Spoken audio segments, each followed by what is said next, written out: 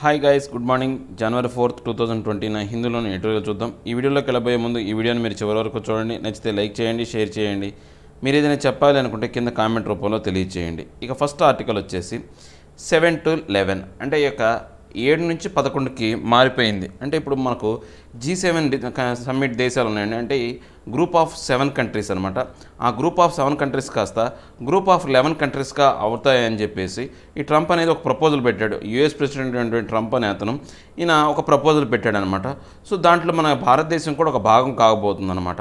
India deserves its place on the global stage but on G11 it must be clear about its AIIMS.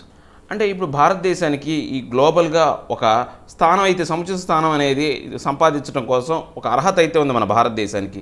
కానీ G11 లాంటి summit, అంటే అలాంటి సమ్మిట్లో మనం ఉన్నప్పుడు, అలాంటి దేశాలు అంటే గ్రూప్ ఆఫ్ 7 స్టేట్స్ అనే దాంట్లో ఉన్నప్పుడు మనం అంటూ మన యొక్క ఏ అయితే లక్ష్యాలు అయితే ఉన్నాయో వాటి మీద మనకు పూర్తి క్లారిటీ ఉండాలి, ఒక సరైనటువంటి స్పష్టత ఉండాలి, మన యొక్క లక్ష్యాల మీద సరైన స్పష్టత ఉండాలని చెప్పే ఆర్టికల్ అనమాట.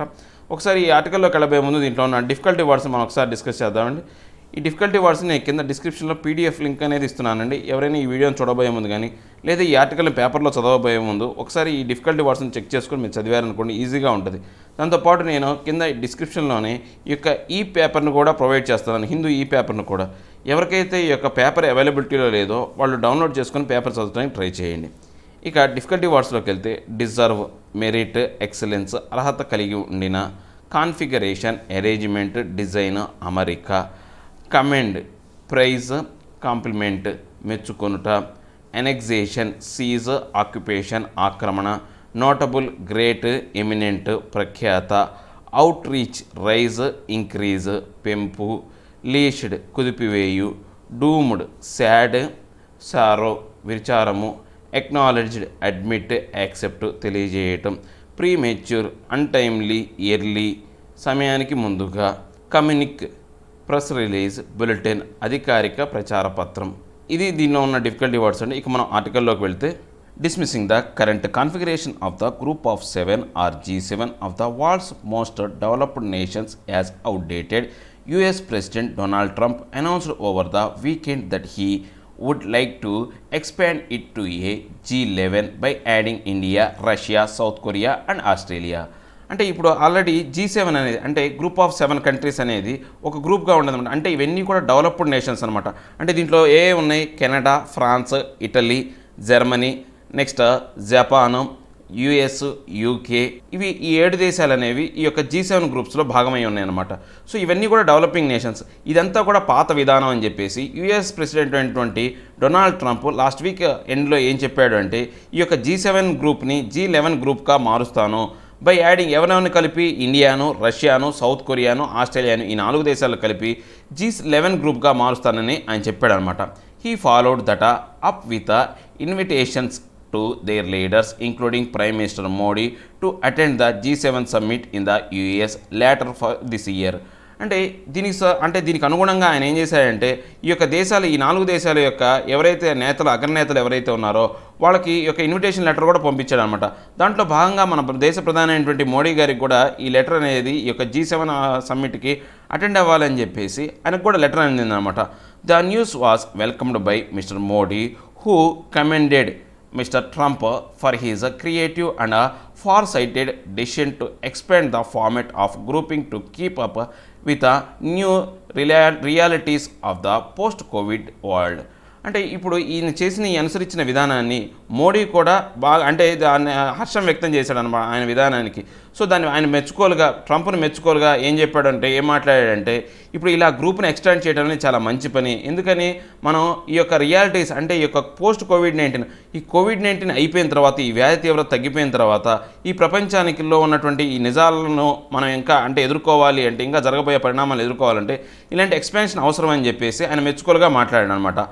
Australia and South Korea have also welcomed the invitation, while Russia, that lost its membership of the grouping in 2014 over its annexation of Crimea, said President Putin would attend if treated as an equal. అంటే ఇప్పుడు ఏంటి, ఆస్ట్రేలియాకును మరియు south Korea కూడా ఏంటంటే ఈ యొక్క అంశాన్ని ఆయన డొనాల్డ్ ట్రంప్ పెట్టిన ప్రపోజల్ని అందరూ హ్యాపీగా యాక్సెప్ట్ చేశారు, ఒప్పుకున్నారు, వెల్కమ్ ఇచ్చారు. కానీ ఈ యొక్క రష్యా ప్రెసిడెంట్ మాత్రం ఆల్రెడీ ఇంతకుముందు G8 అంటే ఈ యొక్క గ్రూపింగ్ కంట్రీస్లోని G8లోగా ఉండేవాడు ఆయన. ఆ యొక్క రష్యాని బయటికి పంపించి G7 చేశారు. ఎందుకు రష్యాని పంపించారంటే బయటికి ఆయన 2014లో క్రిమియా అనే ప్రాంతాన్ని ఆక్రమించుకున్నాడు అనమాట. ఆ సాకుగా చూపి ఆ కారణంగా ఆయన ఏం చేశారంటే బయటికి పంపించారు. ఆయన ఏమన్నాడంటే నాకు రావడం ఇష్టమే, కానీ నన్ను అందరితో భాగంగా అందరితో సమానంగా చూసినప్పుడు మాత్రమే ట్రీట్ చేసినప్పుడు నాకు రావడానికి ఎటువంటి అభ్యంతరం లేదు అని చెప్పాడు అనమాట. నెక్స్ట్ ఎనెక్సేషన్ అంటే ఏంటి? ఆక్రమించడం అనమాట, ఆక్రమణ. Next notable by it's absence in proposed grouping is China which had earlier along with India, Brazil, Mexico and South Africa been invited regularly to J8 summit as an outreach by the developed world to the 5 emerging economies called the G8+5. అంటే ఇక్కడ notable అంటే ప్రాముఖ్యత సంతరించుకున్న అంశం ఏంటంటే ఇప్పుడు ఇలాంటి proposal గ్రూపింగ్లో China అనే దేశాన్ని దూరం పెట్టారనమాట. ఇంతకుముందు ఏం జరిగేది అంటే ఈ G8 ఉన్నప్పుడు ఏం జరిగేదంటే ఇండియాని, బ్రెజిల్ని, మెక్సికోని, సౌత్ ఆఫ్రికాని వీటిని అంటే ఇక చైనాతో పాటు ఈ యొక్క దేశాలను ఏం చేసేవాళ్ళంటే వీళ్ళు G8+5 అని, అంటే ఇవి ఏమో డెవలప్డ్ కంట్రీస్ అని, ఇవి డెవలపింగ్ కంట్రీస్ అని, అంటే చైనాతో పాటు ఏంటి ఇండియాను, బ్రెజిల్ను, మెక్సికోను, సౌత్ ఆఫ్రికాను కూడా వాళ్ళు ఏంటంటే ఈ యొక్క ఇన్విటేషన్లో ఏంటంటే వాళ్ళని ఒక అతిథులుగా పిలిచేవాళ్ళు అనమాట, గెస్ట్లాగా పిలిచి G8+5 అనే సమ్మిట్లో చూసేవాళ్ళు అనమాట ఈ యొక్క యూఎస్ చేసేవాళ్ళు. కానీ ఇప్పుడు మాత్రం అలా జరగలేదు. US, China tensions particularly over corona virus issue clearly played a part in mister Trump's decision to leave China president Xi Jinping off his summit guest list. So ఏదైతే ఇప్పుడు ఈ యొక్క యుఎస్ చైనాకి మధ్య నడుస్తున్న ఈ యొక్క యుద్ధపూరిత వాతావరణం కావచ్చు, లేకపోతే ఈ సమస్యలతో కూడినటువంటి ఈ యొక్క విధానాలు ఏవైతే ఉన్నాయో, ముఖ్యంగా కరోనా వైరస్ ఇష్యూ వల్ల ఏమైందంటే ఇప్పుడు ట్రంప్ అనే అతను ఈ యొక్క డెసిషన్ నుంచి అంటే చైనాకి సంబంధించిన ప్రెసిడెంట్ అయినటువంటి జీ జింగ్పింగ్ని దూరం పెట్టాడనమాట. అని అంటే గెస్ట్ లిస్ట్లో కూడా పెట్టలేదు కనీసం. ఇప్పుడు మనల్నేమో మన పర్మనెంట్ లిస్ట్లో మనల్ని పెడితే కనీసం చైనాని గెస్ట్ లిస్ట్లో కూడా ఇవ్వలేదన్నమాట. A White House spokesperson even explained the G11 would be a way for the US to bring together its traditional allies to talk about how to deal with the future of China. అంటే ఇప్పుడు ఈ యొక్క white House spokes person ఎవరైతే ఉన్నారో అతను ఈ యొక్క G11 summit గురించి మాట్లాడుతూ ఏం చెప్పాడంటే యుఎస్ అనేది తన యొక్క సాంప్రదాయబద్ధమైనటువంటి ఈ స్నేహితులతో రాబోయే కాలంలో చైనాతో ఎలా వ్యవహరించాలనే అంశం మీద కూడా ఈ G11 సమ్మిట్లో చర్చించే అవకాశం ఉందని చెప్పేసి ఆయన చెప్పాడనమాట. ప్రిడిక్టబ్లీ Beijing has lashed out at the G11 idea as one that would be doomed to fail. అంటే ఇప్పుడు ఈ యొక్క ప్రిడిక్టబుల్ ఇది అంచనా వేయడానికి ఎలా ఉంది అంటే ఈ యొక్క బీజింగ్ని కుదింపు చేయడం అంటే కుదిపి వేసే విధంగా ఉందన్నమాట ఈ యొక్క G11 ఐడియా నుంచి వాళ్ళని పక్కన పెట్టడం అనేది. సో ఇది ఏంటంటే అన్ఫార్చునేట్గా ఎలా ఉంది అంటే పూర్తిగా మనం చెప్పాలి అంటే డూమ్డ్ టు ఫెయిల్, అంటే విచారంగా ఉంది. మన ఈ యొక్క ఇలా జరిగినందుకు, ఇలా ఫెయిల్ అయినందుకు, అంటే చైనాను భాగస్వామ్యం చేయనందుకు అందరూ విచారించాల్సిన అవసరం ఎంతైనా ఉందన్నమాట. ఎందుకని ఇది కూడా ప్రపంచంలోనే ఒక అంటే డెవలపింగ్ కంట్రీల్లో ఒక భాగమైనటువంటి దేశం అన్నమాట. The proposed G11 grouping would recognise India's place amongst the world's richest nation and acknowledge its global voice. అంటే ఇప్పుడు ఈ యొక్క ప్రపోజ్డ్ G11 గ్రూపింగ్లో మన భారతదేశం అనేది ప్రపంచంలోనే ధనిక దేశాల మధ్య పక్కన ఉంటుందన్నమాట ఈ గ్రూప్లో. సో ఇప్పుడు ఏంటంటే మన భారతదేశం అనేది ఎక్నాలజీ ఇట్స్ అ వాయిస్, అంటే తన యొక్క వాయిస్ను తెలియజేయాలి, తన ఏం చెప్పాలనుకుంటుందో దాన్ని కరెక్ట్గా తెలియజేయాలన్నమాట. However the government must weigh the benefits proposed along with some of the factors that are still unclear. అంటే ఇప్పుడు ఏంటి ఇక గవర్నమెంట్ అనేది వేటికి ప్రాధాన్యత ఇవ్వాలి అంటే ఏవైతే యొక్క బెనిఫిట్స్ వాళ్ళ ఈ యొక్క దీని ద్వారా పొందే ప్రపోజల్ బెనిఫిట్స్ ఏవైతే ఉన్నాయో వాటితో పాటు ఇప్పటి వరకు స్పష్టత లేని కొన్ని అంశాలు ఉన్నాయన్నమాట. వాటికి రెండింటికి సమానమైన ప్రాధాన్యత ఇవ్వాలి ఈ యొక్క G11 సమ్మిట్లో ఉన్నప్పుడు. As host mister Trump can invite any country as a G7 special invitee but changing it's composition will require the approval of the other members. అంటే ఆయన హోస్ట్ అంటే ఈ యొక్క G7 సమ్మిట్ అనేది నెక్స్ట్ సమ్మిట్ అనేది యూఎస్లో జరుగుతుందన్నమాట. అంటే ఆయన యొక్క ఆతిథ్యం ఇచ్చే వాళ్ళలాగా ప్రపంచంలోని ఏ దేశాన్నైనా కానీ అతిథిలాగా ఆయన ఆహ్వానించే అవకాశం ఆయనకుంది. అంటే ఆ ఆహ్వానించే అధికారం అనేది ఆయనకు ఉందన్నమాట. కానీ ఎవరినైనా కానీ ఆ యొక్క G7 అంటే గ్రూప్లో భాగం చేసుకొని ఆ సంఖ్యను మార్చే అంటే అధికారం మాత్రం ఆయనకు లేదనమాట. మిగతా దేశాల యొక్క అప్రూవల్ కూడా కావాలా. Already there are some concerns over Russia which could derail the entire G11 plan, making any concrete decision by New Delhi on the issue premature. అంటే ఇప్పుడు ఏంటి ఈ యొక్క ఆల్రెడీ ఈ యొక్క రష్యా మీద అంశం మీద కొంతవరకు అంటే సందిగ్ధత అనేది ఉందన్నమాట. కొన్ని దేశాలు దీనికి వ్యతిరేకంగా ఉన్నాయి. ఈ G11 ప్లాన్లో రష్యాను భాగంగా చేసుకునే అవకాశాలు అనేది గురించి కొన్ని దేశాలు వ్యతిరేకంగా ఉన్నాయన్నమాట. సో అలాంటివి ఒక ఏదైనా ఉంటే కనుక ఈ యొక్క విధానాన్ని డీరైల్ చేస్తారన్నమాట. అంటే దీన్ని నాశనం చేస్తుంది. ఈ G11 ప్లాన్ అనే దాన్ని నాశనం చేసే అవకాశం ఉందన్నమాట. భారతదేశం కూడా ఈ న్యూఢిల్లీ కూడా ఏంటి సరైనటువంటి డెసిషన్ చెప్పాలి. ప్రీమెచ్యూర్ అంటే పూర్తి సరైన నిర్ణయాన్ని కూడా తన యొక్క నిర్ణయాన్ని కూడా వ్యక్తపరచాలి దీని గురించి. It is unclear when the summit will actually be held given the November polls in the US. Although Mr. Trump has indicated that he could held it close to the UN General Assembly session in September. అంటే ఇప్పుడు యాక్చువల్గా general assembly session అంటే యూఎన్కి సంబంధించిన general assembly session అనేది సెప్టెంబర్లో జరుగుతుందన్నమాట. Trump ఏం చెప్పాడంటే ఈ యొక్క యూఎన్కి సంబంధించినటువంటి ఈ జనరల్ అసెంబ్లీ సెషన్లో సెప్టెంబర్లో జరిగే దాంతోపాటు ఈ G7 సమ్మిట్ కూడా నిర్వహిస్తామని చెప్పాడు. కానీ ఇక్కడ చూస్తే నవంబర్లో యూఎస్లో ఎలక్షన్లు జరగబోతున్నాయి. మరి ఇది ఎలా చేస్తాడో అనేది మాత్రం అందరికీ అంటే అనుమానంగా ఉందన్నమాట. Despite its border tension with Beijing, India must also consider its objective in attending a grouping that appears aimed at fueling a new Cold War between the US and China. అంటే ఇప్పుడు ఆల్రెడీ మనకు చైనాతో ఈ బీజింగ్తో అంటే చైనాతో మనకు ఈ యొక్క బార్డర్ ఇష్యూస్ అనేవి ఈ బార్డర్లో కొంత ఇబ్బందికరమైన పరిస్థితులు అనేవి ఉన్నాయన్నమాట. ఇలాంటి సమయంలో మనం ఈ గ్రూప్లో చేరితే ఆల్రెడీ ఈ యొక్క యూఎస్కి చైనాకి మధ్య కోల్డ్ వార్ నడుస్తుంది. దానికి మళ్ళీ మనం ఆద్యం పోసిన వాళ్ళం అవుతాం అన్నమాట. Finally an evaluation of the G7's effectiveness as a multilateral forum thus far is needed given deep member differences on issuing including climate change, security contributions, Iran, etc. అంటే ఇప్పుడు ఫైనల్గా మనం చెప్పాలంటే ఈ G7 గ్రూప్ ఎఫెక్టివ్నెస్ అనేది అంటే multilateral ఫారంలో చాలా దూరంగా ఉందన్నమాట. అంటే మల్టీలేటరల్ ఫారంలో అంటే ప్రపంచంలోని అన్ని అంశాలను అంటే విభిన్నమైన కోణాల్లో చూసుకుంటే కనుక ఇది అంత ఎఫెక్టివ్గా పనిచేయట్లేదు. ఎందుకని దీంట్లో ఈ మెంబర్స్లో కొన్ని డిఫరెన్సెస్ ఉన్నాయన్నమాట. వాళ్ళ మధ్య వైవిధ్యాలు ఉన్నాయి. దీనికి సంబంధించి ఈ యొక్క క్లైమేట్ చేంజ్కి సంబంధించి తర్వాత ఈ యొక్క సెక్యూరిటీ అంటే పర్యావరణ రక్షణకు సంబంధించి కొంత డిఫరెన్సెస్ ఉన్నాయి. కొన్ని దేశాలు ఒప్పుకుంటున్నాయి, కొన్ని దేశాలు ఒప్పుకోవట్లేదు. తర్వాత సెక్యూరిటీ కాంట్రిబ్యూషన్స్ ఒక దేశానికి సంబంధించినటువంటి ఈ యొక్క సెక్యూరిటీ కాంట్రిబ్యూషన్స్లో డిఫరెన్సెస్ ఉన్నాయి. ఇరాన్ అంశం మీద ఈ యొక్క యూఎస్కి మిగతా దేశాలకి పొత్తు కుదరట్లేదు అనమాట. సో ఇది చాలా దూరంలో ఉందన్నమాట. ఇలాంటి కాంగ్రిగేషన్ అనేది గ్రూప్ అనేది అంటే ఇలాంటి గ్రూప్ అనేది మల్టీలేటరల్గా సక్సెస్ఫుల్గా ఉండాలి. కానీ దీని యొక్క ఎఫెక్టివ్నెస్ అనేది చాలా తక్కువగా ఉంది.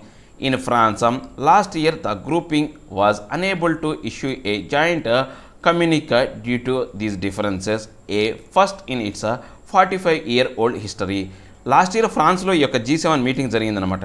ఈ యొక్క మీటింగ్ అయిపోయిన తర్వాత అన్ని దేశాల వాళ్ళు కలిసి ఈ G7 గ్రూప్ వాళ్ళు అందరూ కలిసి కూడా ఒక పేపర్ ప్రకటన కానీ లేకపోతే అంటే కమ్యూనిక్ అంటే ఏంటంటే చివరి ప్రకటన అనేది చేయలేకపోయారు. అధికారిక సమాచార పత్రం కావచ్చు లేకపోతే అధికారిక ప్రకటన అనేది చేయలేకపోయారు. ఎందుకని వీళ్ళ మధ్య ఇలాంటి డిఫరెన్సెస్ ఉన్న కారణంగా. అంటే గడిచిన 45 సంవత్సరాల చరిత్ర ఉన్నటువంటి ఇలాంటి గ్రూప్ 7 కంట్రీస్కి ఇది ఒక ఫస్ట్ అనమాట. ఇలా ఒక జాయింట్గా అందరూ కలిసి ఒక అధికారికమైనటువంటి ప్రకటన చేయలేకపోవడం జరిగింది. లాస్ట్ సమ్మిట్లోనే జరిగిందనమాట. సో వీటిలో డిఫరెన్సెస్ ఉన్నాయి కాబట్టి ఆ డిఫరెన్సెస్ కూడా నిర్మూలించుకొని ప్రపంచంలోని అందరికీ లబ్ధి చేకూర్చే విధంగా బాగుపడే విధంగా వాళ్ళు ఈ గ్రూప్ 7 అంటే గ్రూప్ 7 కావచ్చు లేకపోతే గ్రూప్ 11 G7 కావచ్చు G11 కావచ్చు రాబోయే కాలంలో అత్యంత అంటే పారదర్శకంగా ప్రతిభావంతంగా ఈ యొక్క గ్రూప్ నిర్వహించాలని ఈ యొక్క ఆర్టికల్ ఉద్దేశం అనమాట. ఇక నెక్స్ట్ ఆర్టికల్ వచ్చేసి కర్వ్స్ అండ్ రికవరీస్. అంటే ఇప్పుడు కర్వ్స్ అంటే ఏంటంటే మనకు కోవిడ్-19 కర్వ్ పెరుగుతుంది. తర్వాత రికవరీస్ కూడా దాని దగ్గర అనుగుణంగానే బాగానే ఉన్నాయి. ఎవరైతే వ్యాధిగ్రస్తులు అయినా కేసెస్ పెరుగుతున్నాయి, కేసు కర్వ్ అనేది పెరుగుతుంది. కానీ రికవరీ అయ్యేవాళ్ళు కూడా ఏమవుతున్నారంటే అలానే ఉంది, అకౌంట్ కూడా బాగానే పెరుగుతుంది అనమాట. సో అంటే వ్యాధి వచ్చినప్పటికీ కూడా ఆ వ్యాధి తీవ్రతను తగ్గించుకొని ఆ వ్యాధి నుంచి బయటపడే వాళ్ళు కూడా చాలామంది ఉన్నారు మన భారతదేశంలో. సో దీన్ని బట్టి ఏంటి మనకు వ్యాధి వచ్చినా కానీ భయపడాల్సిన అవసరం లేదు, రికవరీ అవుతున్నాం మనం. అంటే మరణాల సంఖ్య అనేది తక్కువగా ఉంది. ఫైనల్గా ఒక స్టేట్మెంట్ చెప్పాలండి, దీని అర్థం ఏంటంటే మరణాల సంఖ్య అనేది చాలా తక్కువగా ఉందన్నమాట. As cases mount India must focus on keeping mortality లో. అంటే ఇప్పుడు ఈ యొక్క కేసులు పెరుగుతున్నప్పుడు ఈ యొక్క కోవిడ్-19 వ్యాధిగ్రస్తులు పెరుగుతున్నప్పటికీ కూడా భారతదేశం దేని మీద కాన్సన్ట్రేట్ చేయాలి అంటే ఇక మోర్టాలిటీ అంటే మరణాలు అనమాట. మరణాల సంఖ్యను తగ్గించే విధంగా భారతదేశం చూడాలి అని చెప్తున్నారనమాట. ఈ ఆర్టికల్లోకి వెళ్ళబోయే ముందు దీంట్లో ఉన్న డిఫికల్టీ వర్డ్స్ మనం ఒక్కసారి చూద్దాం. మోర్టాలిటీ, డెత్, ఫెటాలిటీ మరణాలు, ఫెటాలిటీ డెత్, క్యాజువాలిటీ మరణాలు, దౌర్భాగ్యము. నెక్స్ట్ ప్రిసైజ్, ఎగ్జాక్ట్, యాక్యురేట్ స్పష్టంగా, ఫ్లాటెన్, డొమిలిష్, డెస్ట్రాయ్, స్మాష్ నాశనం చేయు, ఇన్ఫిర్మ్ వీక్, ఫెయిల్ బలహీనత, లెటర్ తరువాత morbidity, the condition of being diseased, వ్యాధి ప్రాబల్యత, గమట్, రేంజ్, స్పాన్, అన్ని రకాలతో కూడిన మొత్తము, ఫ్రస్ట్రేట్, ఇంటాలరెన్స్, ఇంపేషెన్స్, అసహనంతో, సోబర్, సీరియస్, సెన్సిబుల్, మత్తులేని, కైపులేని, ర్యాంప్, స్లోప్, ఇన్క్లైన్, వాలు ప్రాంతము, బ్యాటర్, బీటెన్, డ్యామేజ్డ్, ముంచి వాయించిన. ఇవి దీంట్లో ఉన్న డిఫికల్టీ వర్డ్స్ అండి. ఇక మనం ఆర్టికల్లోకి వెళితే, the silver lining equivalent of science in this కోవిడ్-19 pandemic for India is the relatively low case fatality rate and the high recovery rate. అంటే ఇప్పుడు ఏంటి అంటే ఇక్కడ మనకు సిల్వర్ లైనింగ్ అంటే ఆశాజనకంగా ఉన్నటువంటి ఈ కోవిడ్-19 సిచ్యువేషన్, ఈ సైన్స్ కోవిడ్-19 పెండమిక్ సమయంలో మన భారతదేశంలో బాగా అంటే సిల్వర్ లైనింగ్ అంటే ఏంటంటే ఒక మెరుపు లాంటి అంశం ఏంటి అంటే ఈ యొక్క ఫెటాలిటీ రేట్ అనేది చాలా తక్కువగా ఉంది. అంటే మరణాల యొక్క అంటే దౌర్భాగ్యమైనటువంటి ఈ మరణాల సంఖ్య అనేది చాలా తక్కువగా ఉంది. దాంతోపాటు హై రికవరీ రేట్ అనమాట, అంటే వ్యాధి నుంచి కోలుకున్న వాళ్ళ సంఖ్య కూడా చాలా ఎక్కువగా ఉందన్నమాట. Case fatality rate, the number of deaths among the cases detected has been dropping over the months and is at a 2.79% as of 5 p.m. on June 3rd. అంటే ఇప్పుడు ఈ యొక్క ఫెటాలిటీ రేట్ కనుక కేస్ ఫెటాలిటీ రేట్ అంటే ఈ యొక్క వ్యాధిగ్రస్తులయ్యి చనిపోయిన వాళ్ళ సంఖ్య కనుక మనం చూస్తే కనుక ఈ నెంబర్ ఆఫ్ డెత్స్ అనేవి చాలా వరకు అంటే మరణించిన వాళ్ళ సంఖ్య మనకి ఇప్పటివరకు కనుగొన్న దాని ప్రకారం చూస్తే నెలకు ఏంటంటే ఆ కౌంట్ అనేది పడిపోతుంది అనమాట. ఇప్పుడు మనకు ఎంత ఫెటాలిటీ రేట్ ఎంత ఉందంటే 2.79%. అంతే 100 మంది కనుక ఈ వ్యాధిగ్రస్తులు అయితే దాంట్లో 2.79% మంది మాత్రమే చనిపోవడానికి అవకాశం ఉందన్నమాట. అలా ఉంది ఈ లెక్క. ఎప్పటి వరకు అంటే నిన్న June 3rd 5 PM వరకు ఈ లెక్క అనమాట. Experts have advised several hypotheses, but without a precise understanding, healthcare managers are just hoping the good run would continue. అంటే ఎక్స్పర్ట్స్ అందరూ కూడా రకరకాల కారణాలు చెప్తున్నారు. అంటే ఈ యొక్క మన భారతదేశంలో ఈ మరణాల సంఖ్య తక్కువగా ఉండడానికి కారణం ఎండలని, రెసిస్టెన్స్ పోవాలని వీళ్ళు రకరకాల కారణాలు చెప్తున్నారు. కానీ స్పష్టంగా అర్థమయ్యేటట్టు చెప్పే కారణం ఏదీ లేదు. ఎందుకు ఈ మరణాల సంఖ్య అనేది భారతదేశంలో తక్కువ ఉందని ఎవరు చెప్పలేకపోతున్నారు అనమాట. ఈ యొక్క హెల్త్ కేర్ మేనేజర్స్ అందరూ కూడా చాలా ఆశాజనకంగా ఉన్నారన్నమాట. ఇలాంటి విధానమే రాబోయే రోజుల్లో కూడా కంటిన్యూ అవ్వాలని చెప్పేసి. Recovery rate, which is the rate of transmission from a state of infection to recovery from the disease. అంటే రికవరీ రేట్ అంటే ఏంటి అంటే ఇప్పుడు మనకు ఏంటంటే ఒక వ్యాధి అనేది అంటుకుందనుకోండి, ఆ వ్యాధి అనేది ట్రాన్స్మిషన్లో ఉంటుంది అనమాట. ఒకళ్ళ నుంచి ఒకళ్ళకి వ్యాప్తి చెందుతూ ఉంటుంది. ఆ వ్యాప్తి చెందుతూనే ఉంటుంది. దాంతోపాటు ఏంటంటే ఆ వ్యాధి నుంచి కోలుకున్న వాళ్ళు కూడా అంటే వ్యాధి నుంచి బయటపడ్డ వాళ్ళ రేటు కూడా సంఖ్య కూడా అలా అదే విధంగా ఉంటుంది అనమాట. సో అది ట్రాన్స్మిట్ అవుతున్నప్పటికీ కూడా ఆ వ్యాధి అనేది కోలుకునే వాళ్ళ సంఖ్య కూడా అలానే ఉంటుంది. Here measured as the percentage of total cases has been on the upward trajectory. అంటే దీని ప్రకారం చూసుకుంటే ఏంటి అంటే ఈ యొక్క పర్సంటేజ్ అనేది చూస్తే కనుక అంటే ఈ కేసులతో బాధపడే వాళ్ళు కానీ లేకపోతే యొక్క ట్రాన్స్మిషన్ జరిగిన వ్యాధిగ్రస్తులైన వాళ్ళ సంఖ్య, ఈ రికవరీ చూసుకుంటే కనుక వ్యాధి గ్రస్తులైన వాళ్ళ సంఖ్య ఎక్కువగా హైగా ట్రాజెక్టరీ ఉందనుకోండి, అప్పుడు అది ఏమవుతుందంటే తర్వాత మనం ఆ యొక్క నెక్స్ట్ ఆ డిఫరెన్స్ ఏదైతే ఉంటుందో రికవరీ అయిన వాళ్ళ యొక్క ట్రాజెక్టరీ కనుక డిఫరెన్స్ కనుక తక్కువగా ఉందనుకోండి, అప్పుడు మనం ఏమంటామంటే రికవరీ రేట్ అనేది బాగా ఎక్కువగా ఉంది అని చెప్పొచ్చు అనమాట.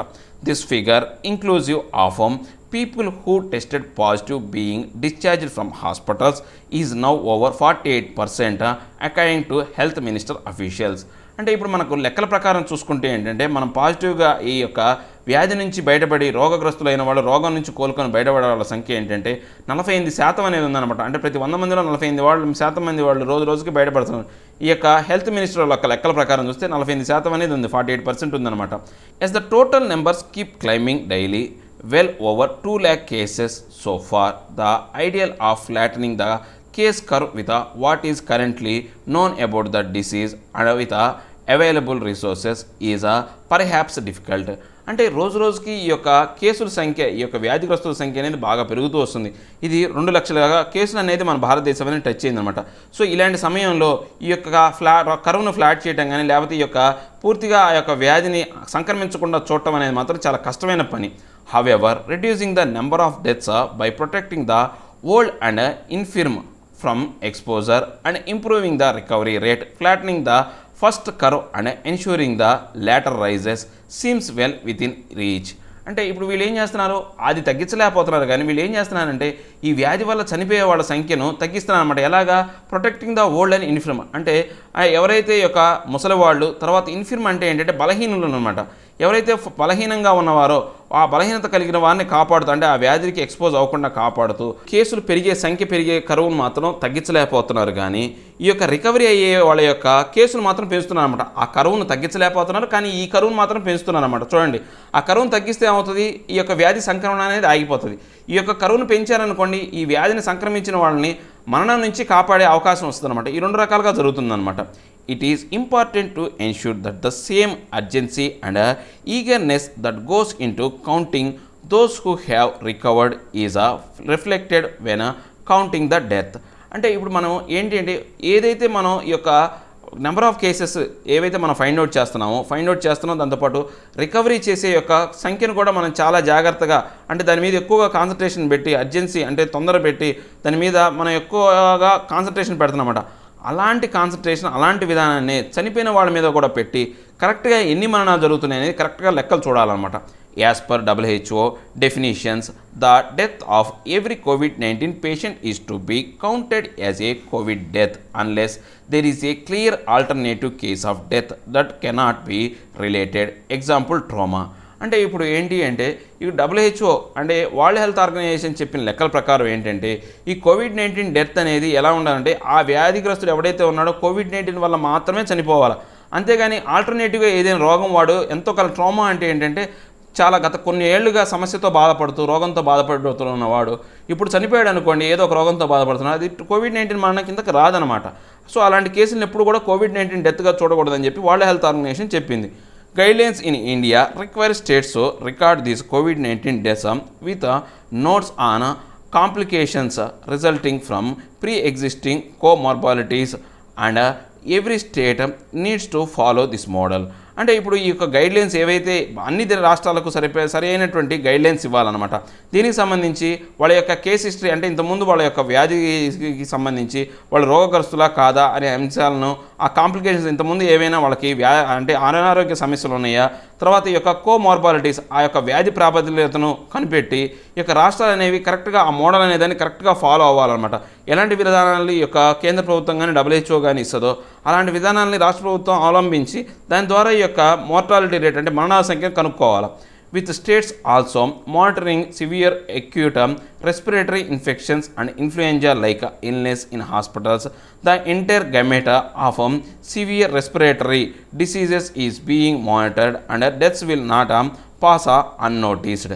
అంటే ఇప్పుడు ఏంటంటే ఇప్పుడు ఆల్రెడీ మన భారతదేశంలో ఈ యొక్క COVID-19 కాకుండా సివియర్ అక్యూట్ రెస్పిరేటరీ ఇన్ఫెక్షన్స్ అనేవి కొన్ని ఉన్నాయి, ఇన్ఫ్లుయెంజాలు కొన్ని ఉన్నాయి, మనకు కొన్ని వ్యాధులు ఉన్నాయి అన్నమాట. దీనికి సంబంధించి ఇప్పుడు టీబీ ఉంది, అది కూడా మనకు ఇలానే ఉంటుంది. ఈ యొక్క COVID-19 లాగా లంగ్స్కి వచ్చే వ్యాధి, ఇలాంటి ఇన్ఫెక్షన్స్ అనేవి ఉన్నాయి. వీటిలాంటి అన్ని రకాల వ్యాధుల్ని మనం సరిగా మానిటర్ చేస్తూ వాటిని సరిగా మనం చూసుకుంటూ ఆ డెత్స్ అనేవి ఎలా పాస్ అవుతున్నాయి, ఏ వ్యాధి కారణంగా ఏ మరణం జరుగుతుందనే దాన్ని నోటీస్ చేస్తూ ఏవైతే ఈ డెత్స్ నాట్ పాస్ అన్నోటీస్ అంటే ఇప్పుడు వాటి వల్ల సంబంధించినటువంటి మరణాలను ఈ లిస్టులోకి లేకుండా చూడాలన్నమాట.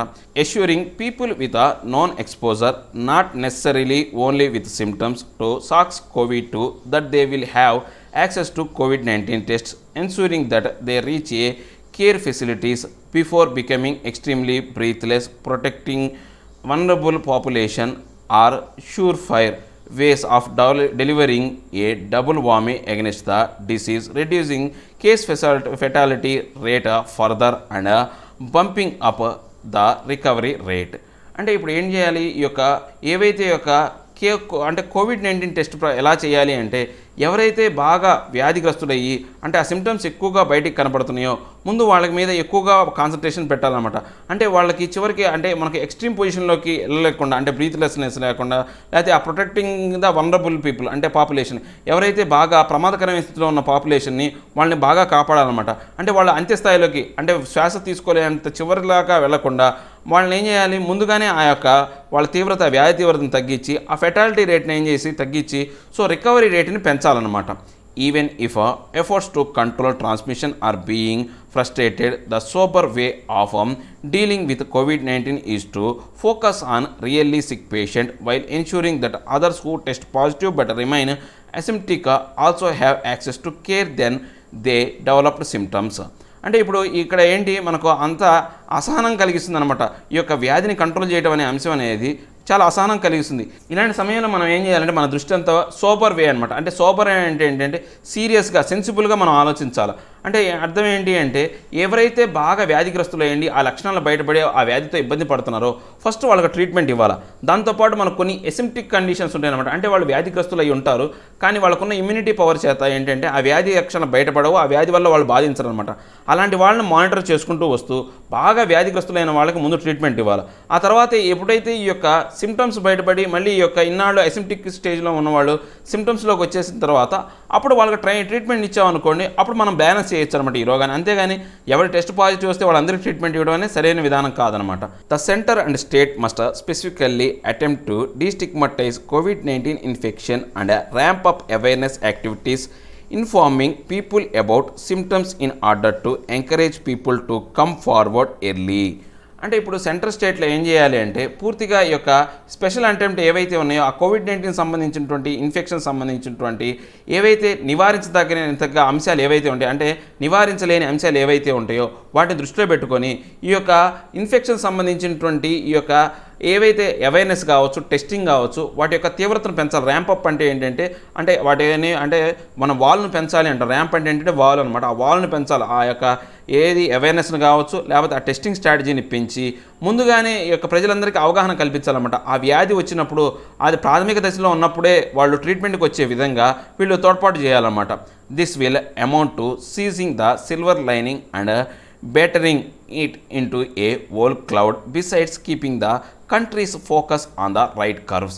అంటే ఇప్పుడు ఇలాంటి విధానం అనేది మనకు ఒక మెరుపు లాంటి విధానం అన్నమాట. అంటే సిల్వర్ లైన్ అనమాట. మనకు మెరుపు లాంటి విధానాన్ని కలిగించే విధంగా పూర్తిగా ఆ యొక్క ఏదైతే ఈ యొక్క కారు మేఘాలు అంటారు చూసారా, ఆ కారు మేఘాలని మనం ముంచేసినట్టు విధంగా ఆ కారు మేఘాలని మనం ముంచేయాలి.